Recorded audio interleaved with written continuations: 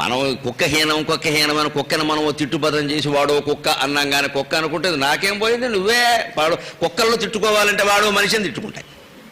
మరి కుక్కలకు తిట్టు భాష ఉండాలి కదా.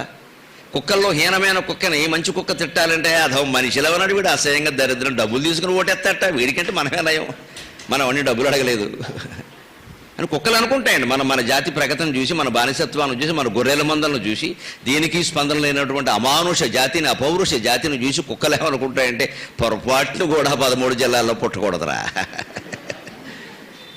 పుడితే ఈ బతుకే మనకి ఏమక్కర్లేదు. కులం ఉంటే చాలు, మతం పిచ్చి ఉంటే చాలు, ఎవడో ఒకడు ఏదో పిచ్చి రెచ్చగొట్టేస్తే మనం వేసేస్తాం అంతే.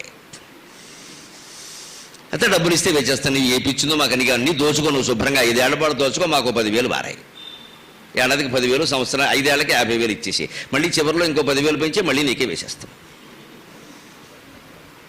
మనకి శాశ్వతంగా నిలబడేటువంటి ఆనకట్టలు, నిర్మాణాలు ఏవి అక్కర్లేదు. దాంతో మనకేంటి, ఎందుకు పోలవరం కడితే మనకేముంది, ఏం లేదు.